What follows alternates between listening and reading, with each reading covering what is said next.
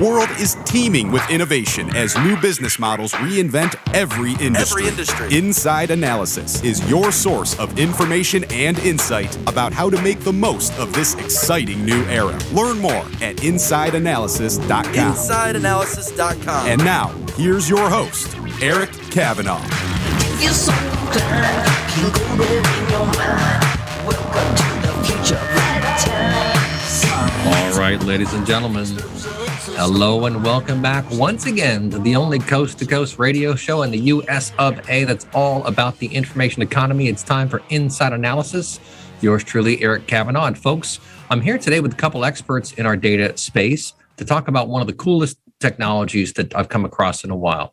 It's broadly in the space of what we call self-driving data. There's a company called Ataccama out of the Czech Republic. Of course, they have folks all around the world as well, Canada as well. But they have a new component to their technology stack that's all about storytelling. So we're going to talk to Tomas Hunacek and Michal Baumgartner about this. But very quickly, let's talk about self-driving data and what that all means. So it refers to automation. And you figure if cars can drive themselves these days, why can't data pipelines, right? Well, the short answer is they can. And a lot of times the effort that is put into getting data into the right place at the right time for the right person, it's a fairly tedious set of tasks. There's a lot of ETL that goes on, extract, transform, load. These days we have streams with technologies like Kafka, which are really quite compelling, that came out of LinkedIn. In fact, the engine that runs LinkedIn is called Kafka, and they open source that. So there's a company called Confluent that sits on top of that. It's a very common tactic these days in the software world where you have these open source projects.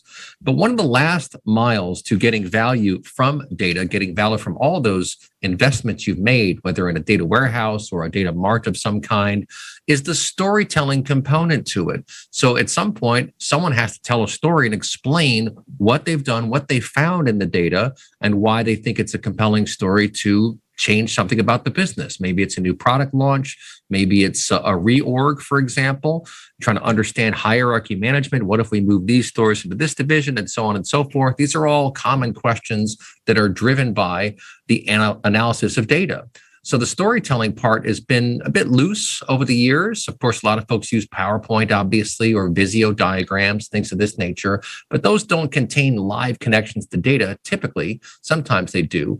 But what we're seeing now is some really interesting work on that sort of last mile of getting the message across, of using the data, using the analysis, and then explaining with some basic terminology, what does this mean? Why is this important that these numbers are up? Why is it important those numbers are down? And being able to do so in a way that connects to live sources of data so that you don't have to rebuild your presentations all the time. This is a very common theme I'm seeing in the workplace right now in the data world.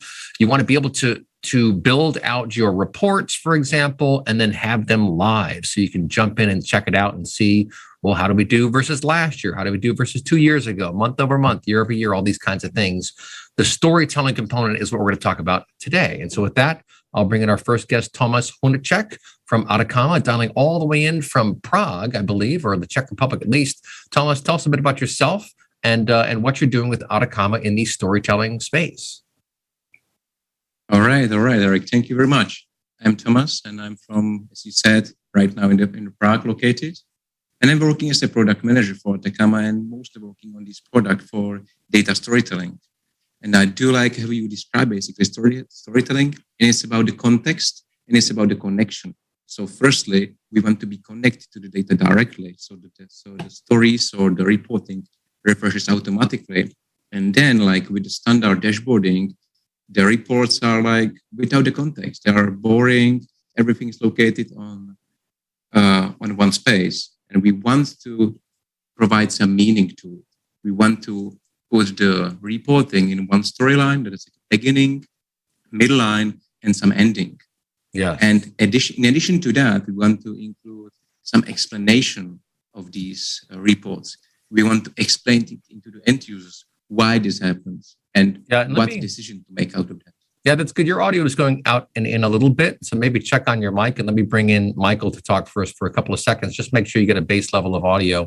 Michal Baumgartner, I'll bring you in. He's the other part of this tandem that's focused on storytelling. And like we heard from Tomas, every story has a beginning, a middle, and an end.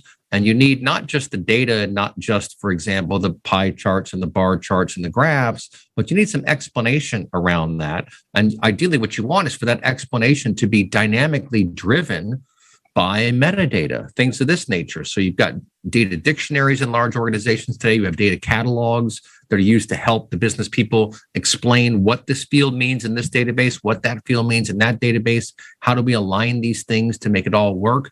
And what you want to do is be able to dynamically pull from the metadata of these information systems such that everyone is on the same page and you can see what we're talking about, what it means, and kind of communicate that message. Is that about right? Take it away. Yep, thanks. That sounds about right. I would also add that this is obviously a good start, but then you also want to do more. So you find something interesting in the data catalog, and then you share it with your other team members or analysts, and you start to build out these little tidbits of knowledge that can be in the form of a text or a chart. And as you said, you are starting to provide more context to the data. So now you are tracking what metrics are important and so on, but you want to build out, say, a more full-fledged story. So your boss or his boss understands why you have this cool data warehouse and this cool data catalog. And with that, you start to connect these bits of information, building out little charts. But obviously your boss is not that well-versed into data visualizations, so he needs some explanation, and that's where the stories come in. We sort of enrich the traditional way of charts with some context or explainers, as we call it, and you can understand or give more context to the end user what's happening, and he can follow the story.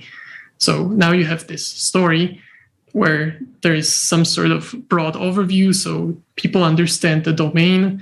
Then you build up some intuition about what you want to achieve. And then at the end, you can facilitate decision-making process or make some conclusions out of data. And it all makes sense because you start from a broad overview and then you walk people through a storyline and they remember the storyline, because we found out that people don't remember static dashboards or infographics. So obviously the web element or the interactivity of the whole thing plays a huge role in how your brain perceives things.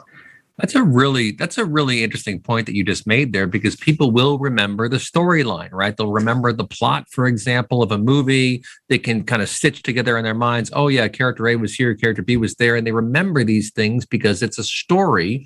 And of course, storytelling goes back to the genesis of human communication, I'm quite sure.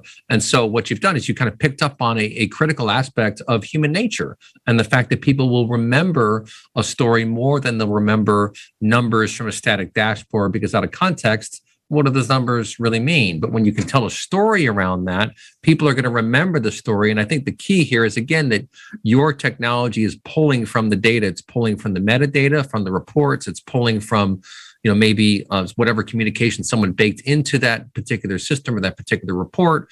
So it's not just a static dashboard. It's more of a story that unfolds over a number of storyboards, right? Yep, exactly as you say. We found out that the dashboards themselves mostly fit only the person who's creating the dashboard for themselves. So if they present it to other business users, they get lost in the charts and they don't remember anything, because first of all, it's very complicated. You have a lot of things to look at, so you don't even know where to start. And then in order to find something meaningful, or even if you ask some sort of a question, you don't know where to go next, because it has so many things that there are so many avenues you can walk through. Whereas the story itself sort of contains one, let's say, linear flow, where the person who's presenting it prepares the case or an overview, and then the business users or the other end users are just walked through it and they can ask questions. And then people can leverage some of the elements we know from dashboards, like filters or cross-filtering in the story as well, to get the information they need or ask additional questions if needed. Yeah, no, that's very interesting. And I love that you've kind of picked up on the storytelling nature here, and that's how people remember things. And just to explain to our audience what they're doing, the company Ataccama, it's Ataccama, if you want to look these guys up online. What you're doing is you're kind of, it's almost like a PowerPoint in motion. So there is a story, there are multiple different storyboards in the story. You're bringing the data in, but then you have some just quick assessment of what that means. So this data is from this particular source. Here's what it means. This data is from that particular source. Here's what we think it means in this context, for example. And that's how you're able to tell the stories over a series of boards, kind of like a PowerPoint presentation, but you've infused some commentary in here, allowed the end user to infuse that commentary. And then again, you're connected to the live data sources, right? So the charts and graphs will change as the data changes, right? Yes, exactly. So that changes, and obviously people get up-to-date information, but they also get more time to do meaningful work. So they don't have to rebuild the PowerPoint presentations or take screenshots of things and send it via email. They can build out this template or starting point that they can share even with their colleagues and leverage the other aspects of data catalog. And then suddenly they have more meaningful time for their work, meaning that they can do a deep dive analysis that they couldn't before because they had to do all these mundane tasks all over again. And suddenly the quality of the reports and stories is increased because you have given people a tool that saves their time, and they actually like the tool because they can spend meaningful amount of time and do their work and not burden them with boring stuff. Yeah, I can imagine. I'm guessing that even as someone works in this environment, and it gives you a sort of tapestry to pull in sources of data, to pull in various visualizations of that data, but then also to tell that story through text, through paragraphs, through little snippets, for example. And when you're going through and building out one of these storylines, that's also a rather immersive experience, right? So the end user is who's preparing this new kind of report, is what we're really talking about, a live report with storytelling woven around it. As they're preparing it, they're diving into the data and they're better understanding what it is that they're trying to articulate. Again, whether it's maybe price performance that they're seeing in certain products or services, whether it's supply chain issues that are obviously affecting everyone these days. It doesn't matter the application or the use case around the data storytelling. The key is that you've provided a vehicle to expedite the process of telling the stories and bolstering that with real live data connections, right, Michael? That's true. And you have to keep in mind that suddenly, once you have all these tools available at your disposal, you need to balance out things. So we always think in terms of having data, visuals, and a narrative. And it can be very tempting to increase one and decrease the other. So for example, I can create a very beautiful visual, but if I show it to people, they get lost because it looks very nice, but they don't understand the meaning. Therefore, the narrative or the context is essential in this case. So suddenly, as you're empowered with all these cool technologies and tools, you also need to keep in mind the audience or the end user and balance out all these three aspects to either engage them or explain the phenomenon at hand. And data is a big part, but then also keep in mind the visuals and then the narrative that you're building after you have the data prepared. Yeah, no, these are all really good points. And, I'll bring Tomas back in. I think we probably got his audio solved. When push comes to shove, everything takes time. Everything takes time to do. And so we want to automate as much as possible. That's why we talk about things like self-driving data with Ataccama. So you want to be able to automate as much as you can because the meat is not in the tedium, right? I mean, the tedium is what you have to get through to get stuff done. But the meat is in the analysis, is in understanding the data. And what you're doing in terms of the storytelling is facilitating that process. And the key is that you need performance as well. So there are lots of different ways you can do things, but if it doesn't perform well, if it's not fluid in terms of me clicking on something, getting to the next drill down, for example, clicking on something, getting to the next slide, you don't want any latency in that environment. And I'm guessing that's part of what you built out in this platform that is now part of Ataccama. Is that right? Absolutely right. We want to be very mature with the reporting as we build it. If you imagine how reporting was done in the past, you created like tables, then you created reports, then you created well-curated reports like you remove what is not important and you highlighted what is important. And right now, with this product, with data stories, we want to focus like on higher maturity. We want to include insights that are created automatically or by the users. And in the future, we want to also include decisions, because that is the fundamental reason you are doing reporting. The reporting, as you said, is just a vehicle in order to get into the decisions. That's an excellent point that I think we should expound upon in the second segment. But let me just explain what Tomas is talking about there. Everything we do in the data world, from capturing data, processing data, loading it into a data warehouse or a data lake, for example, which is the new strategy that many companies are using, all of that just leads up to being able to get the analysis, to get the insight, to make a decision or take a decision, as you would say if your grammar were perfect in the English language. But what's interesting, too, is it's still very difficult for someone to ascertain outside of a decision how that decision was taken. So you can look at the reports the person got. You can, if you dig deep, you can look at emails they received or whatever. It's a very difficult thing to parse together. So I think what Tomas just mentioned is very interesting, which gets us a whole lot closer to being able to determine what they call ROI, return on investment. If you can't figure out which decisions led to better business models, then it's very difficult to understand ROI. And these things have always been a significant challenge. But I think what's exciting about what Tomas and Michal are telling us today is that we're getting much, much closer now, not just to being able to tell the stories, not just to being able to capture the data and analyze the data and process the data.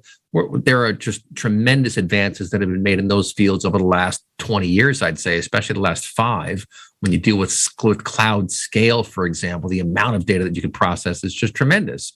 But nonetheless, it all comes down to making better decisions. And how can you actually track which decisions were driven from which stories that are told?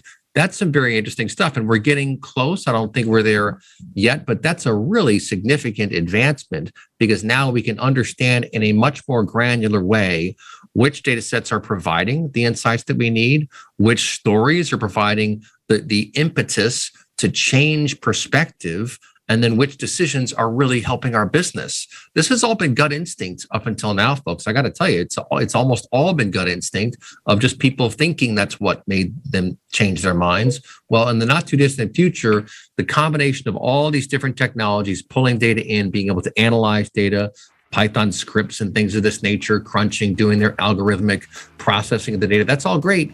But again, it has to go into someone's brain and change something that's being done in the business day to day. And we're close to being able to figure that out. Well, folks, don't touch that dial. And welcome to our new station right here in Pittsburgh. That's where I am, North Hills, baby. We'll be right back. You're listening to Inside Analysis. Welcome back to Inside Analysis. Here's your host, Eric Kavanaugh. Take us to the future. All right, guys, welcome back.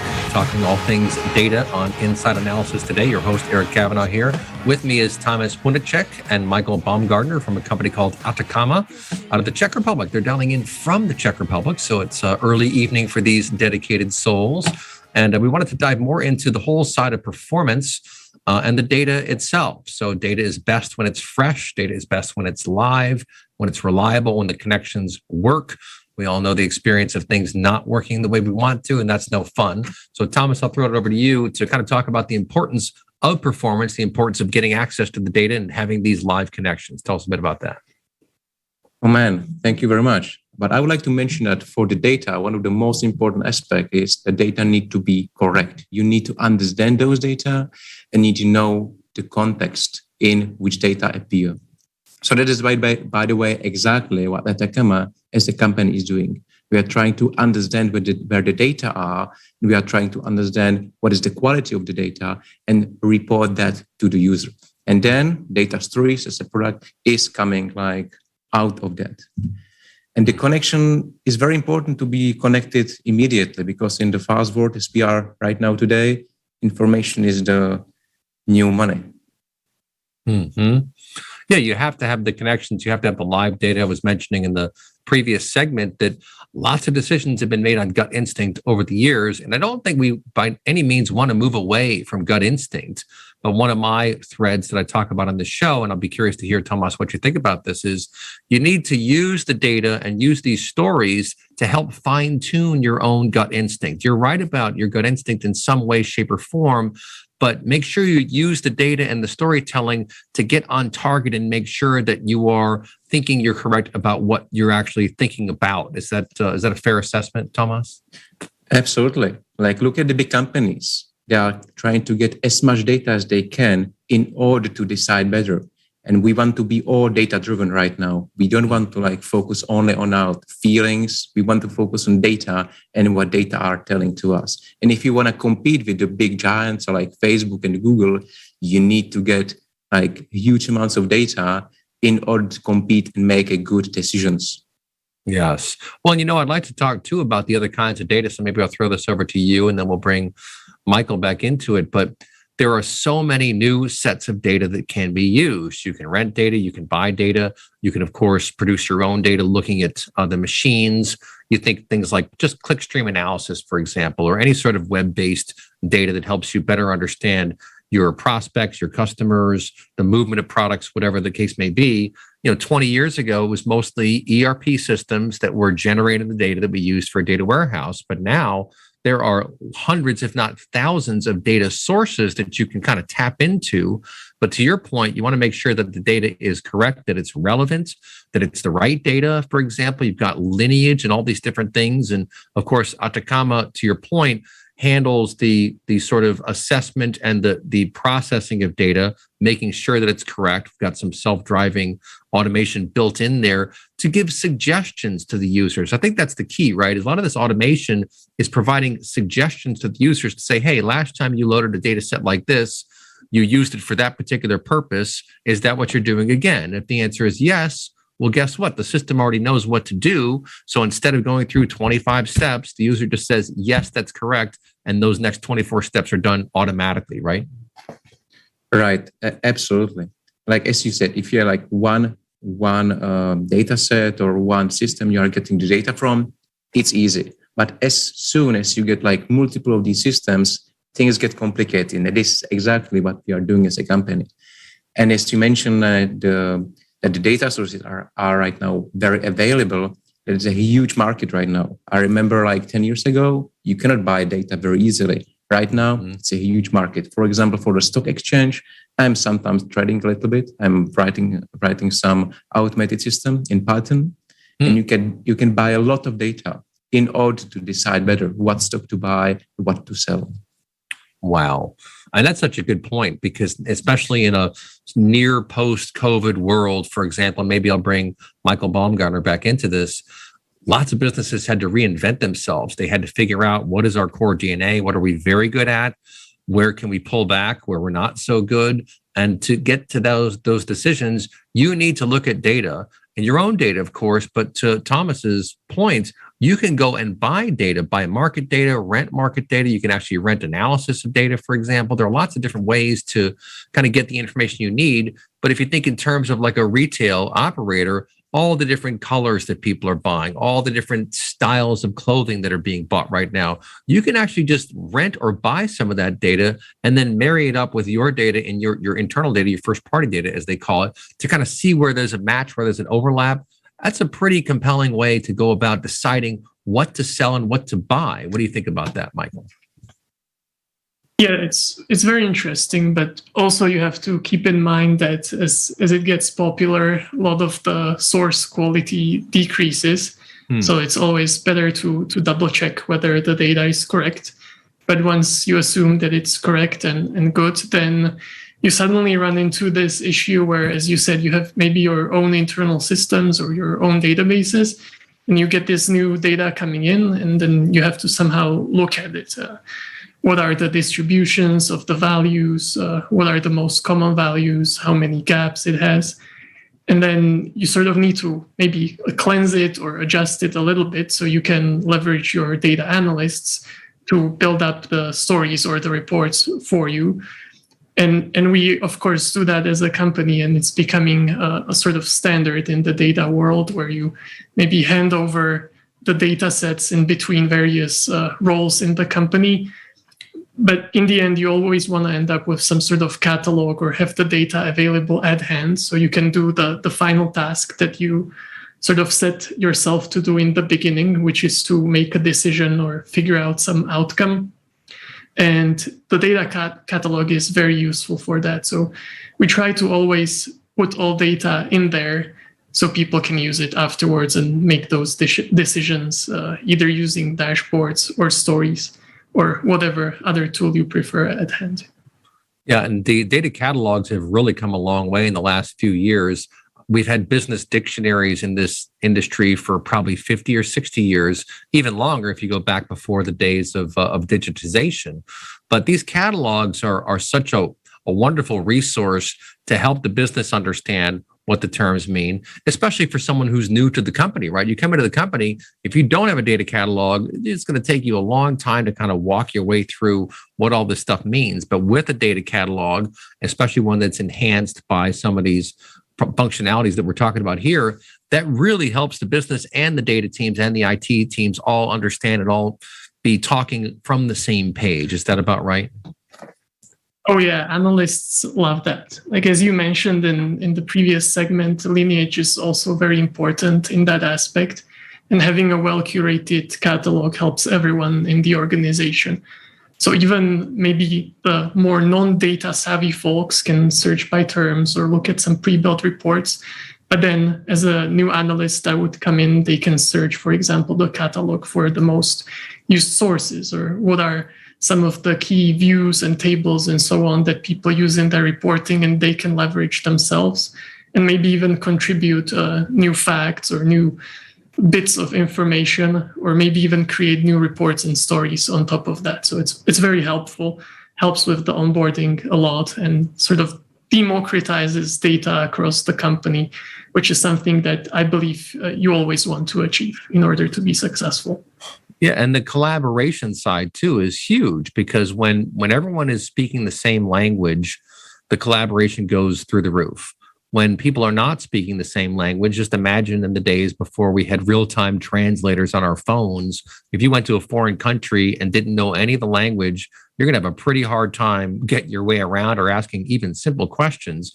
I think it's an interesting metaphor to the business world with data. When everyone on the team knows what these terms refer to, and they can be very particular in their definitions. When everyone knows what they refer to, that's when you can really get somewhere in your meeting time instead of debating on who has the right numbers. I mean, a lot of people don't realize lots of time is lost in large organizations just debating on who has the right numbers and why is your number different than mine. If you solve those out of the box, then your people can get together and really hash out some serious discussions to make decisions on where to go next. I'll throw that over to Michael, and then we'll bring Tomas back in a second. Michael, what do you think?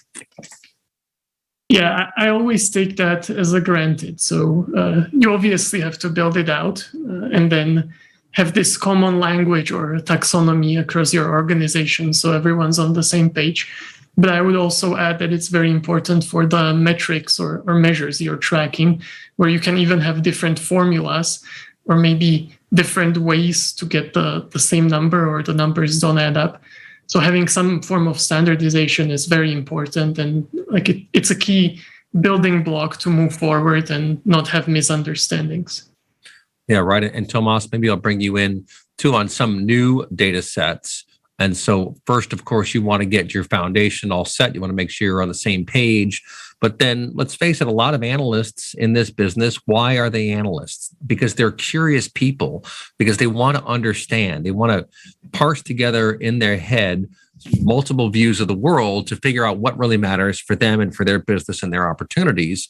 And with this abundance of data out there, well, guess what? You're going to want to pull in new data sets. Well, that can be dangerous unless you have some kind of a fabric in place that will capture the lineage, for example, where it came from, who brought it in, what impact it's had on the business. The better you can track all that, it's basically the data ops side of the equation, right? We've had DevOps. A lot of people understand what DevOps is now, developer operations, where you have developers working directly with the operations people to solve problems. A lot of time it's on the front end, on the website, or on the back end in the inventory management, for example. DevOps is great. I think we learned a lot from that. So Tomas, I'll throw it over to you. What you're talking about is storytelling on top of data ops and all these other things going on in the organization to really bring it all together and close the loop. Is that about right, Tomas?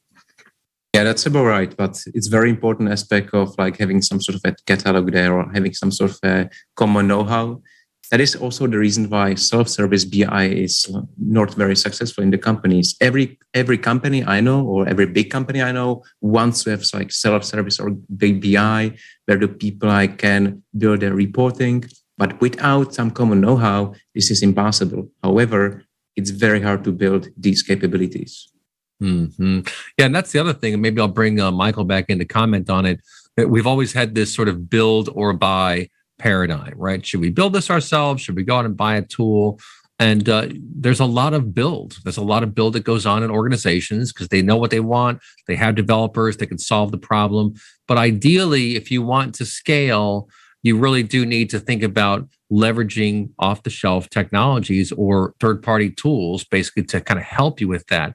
Is that your impression, Michael, that building your own can get you a long way? In some cases, get you a really long way. I mean, Kafka was built in LinkedIn.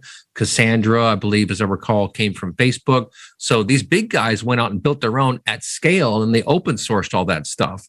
But in the enterprise, typically the build versus buy, it's a tough decision. But the more you can leverage existing frameworks, I think the better off you're going to be in the long term. What do you think, Michael? Yeah, that's right. Always it depends on the size of your company or the team if you want to invest the time to building your own. So you have to keep that in mind that it costs money as well to build it. I would always opt for evaluating what's out there. So it can be paid solutions, but now, as you have mentioned, there are a lot of open source solutions available that are built by these giants. So a lot of engineering man hours go into that, into Kafka and the other sort of databases that are on the rise. So I would always recommend to explore the market first and then decide whether it's worth building your own solution. Mm-hmm. Yeah, well, there's a lot of work that's been done out there. I mean, one of the best aspects of the open source community, in my opinion, is that it's really helped us build out a very stable foundation, not just for the operating system with Linux, but up the data stack. They're in the networking space these days. You've got Apache Software Foundation. You've got the Linux Foundation. A lot of activity going on out there. And it does depend on your own organization. So maybe, Tomas, I'll throw this one over to you real quick. We've got about a minute left. The key is to kind of know your own DNA, understand your own team, and then be able to make reasonable decisions about which path to take forward. Is that about right, Tomas? I would need to agree with what Michal said. If you are a big organization, you can afford to invest into your own solution. However, in our size of organization, mostly it's like good to investigate the market and pick the tool that suits you the most. And if there's like no tool like that, think about developing one, and you can use it by your own, or you can afford to market it and sell it on the market. Mm-hmm. Yeah, there's so many new technologies coming out. It's very, very exciting stuff. And they do tend to move in pockets.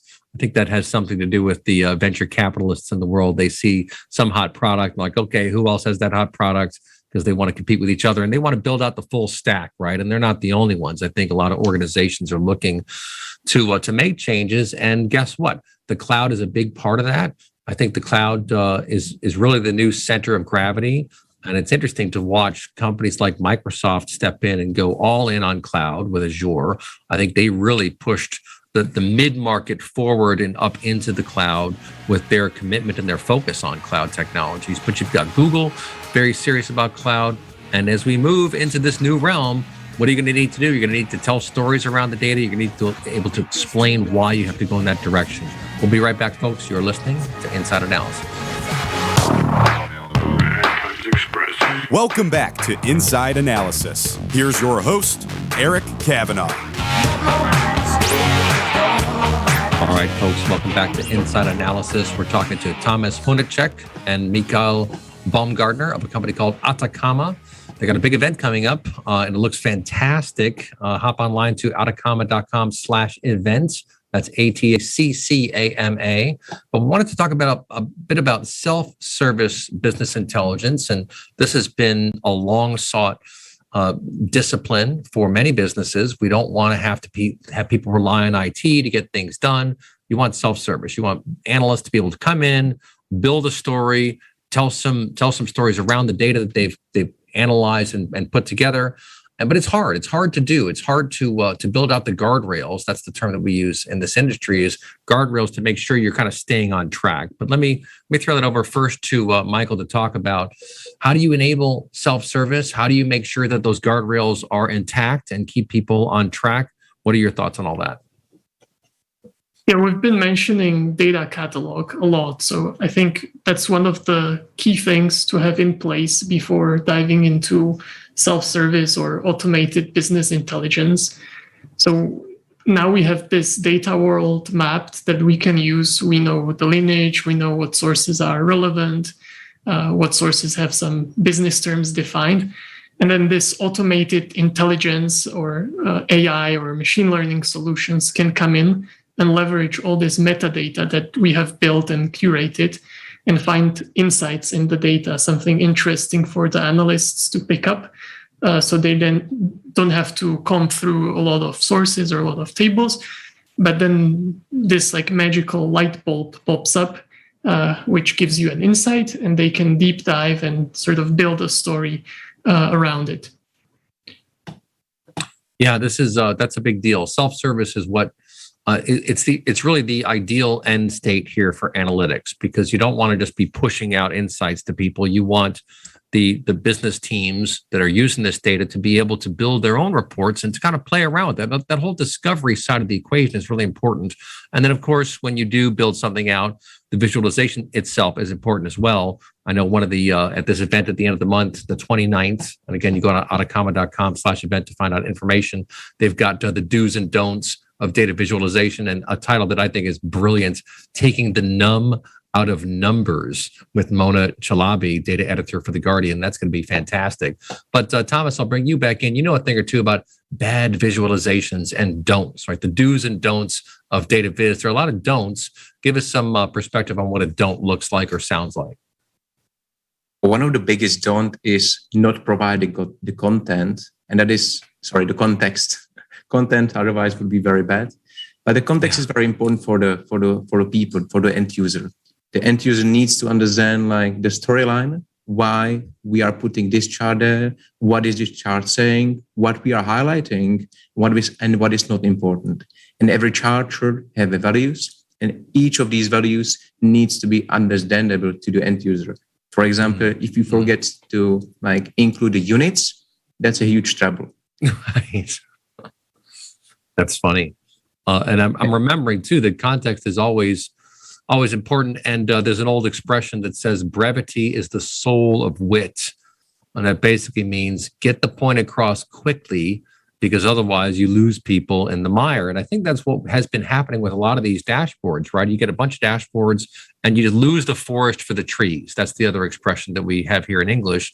You don't want to do that. So what I like about your approach, and folks, you should hop online to check this stuff out, is that throughout the stories that you tell, you have just a little bit of text to say, this information is from that data set, and here's why it's important.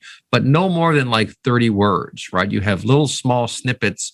Some of them are dynamically drawn from the metadata, for example, to explain the context. And some of them, the end user just kind of types in a few words. But you don't want to be writing novels here. It's not like War and Peace. You want to have lots of little succinct bits of information to help that story unfold over time. Is that about right? I'll throw it over to Tomas. Absolutely. But let me also continue like on the problems you can face with bad visualizations. Mm-hmm. Main problems are if you set up the charts incorrectly. For example, if you are setting the axis without starting at 0, or as I've mentioned, if you kind of forgot to display the units, or you do not display the meaning of the axis, or you are just using like bad charts for your data. If you're using a pie charts, I kind of hate pie charts. Or if you are explaining some more precision than you need to. Yeah, and you know what I love are slider bars, right? It's one of my favorite visualization tactics or bits of functionality is the slider bar. So I can go left to go back in time and right to go forward in time, because as things unfold, that's when you understand. You could have a whole bunch of activity, which in a pie chart looks like it could have happened anytime. But if you got a slider bar, then you can see there's nothing, now, whoa, lots of activity, and then back down. That's when things are changing. That's the kind of signal that we're looking for. I'll throw it over to Michael to comment on that. What do you think, Michael?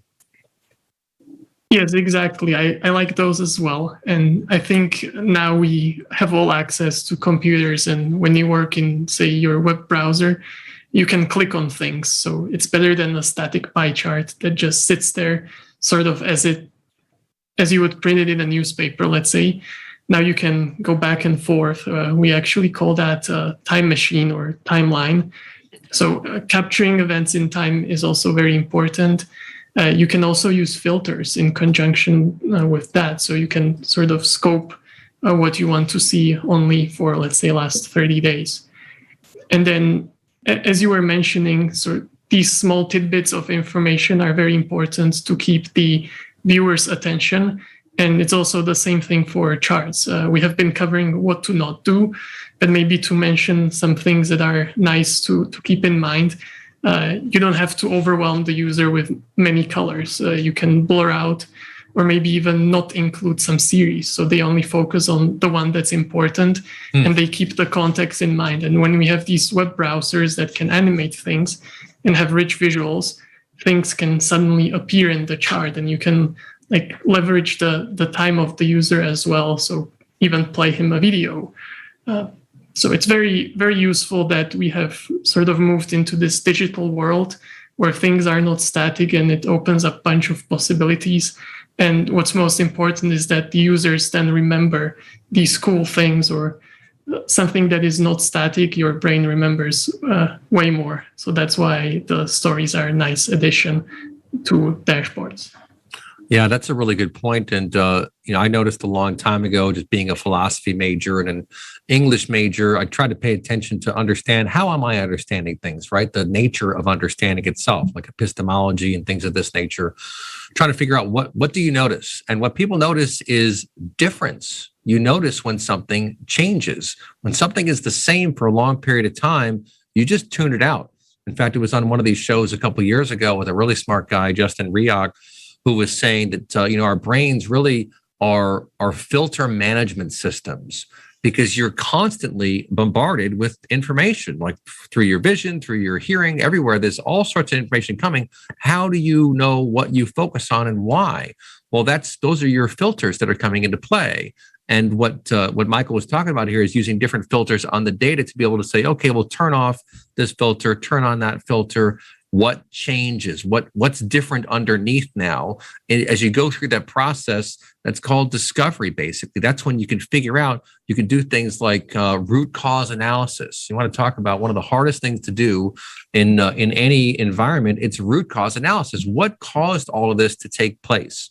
Right? I can tell you allocation in the marketing world is very difficult to do. Some of the best companies I've seen, I'll get these guys on the call and they're like, oh, we don't do allocation. I'm like, really? It sounds like you do because you're giving us all this information, but you don't know. Was it this click? Was it that phone call? Was it this particular ad? I mean, it's a very difficult thing to determine. And all we really want to do is be able to kind of inch closer to the truth. So maybe last 60 seconds of our live show, Tomas, I'll throw it back over to you. In terms of the best practices, you want to notice what's getting traction with people because it's different from person to person too, right? Which visualizations, which stories you tell. You want to notice who gets traction and who doesn't. What do you think? Final thoughts. Yeah, you basically described the job description of analyst. The job description of analyst is to get the context, try to understand all the data that's available, display just the part of the data to the end user, and out of the part of data, display only the important aspect or relevant part, and include, if you can, some recommendation or the decision. Yes. That's it. Suggestions. I talked about that at the top of the hour, and it's a great way to end the live show here, folks. Suggestions. We're going to get more and more suggestions from these AI engines, from machine learning, for example, and from your data. So you don't want to just give someone a report and walk away. You want them to get, as Tomas mentioned, this is very important. What are the critical components for this particular user? If it's a senior executive, it's going to be the bottom line, for example. If it's an operations person, it's going to be downtime of your machines. If it's a marketing person, it's going to be who are your best prospects to approach at this moment in time. Everyone has their own view of the world. You want to cater to that. Hop online, ataccama.com/event for more information on the 29th. You've been listening to Inside Analysis.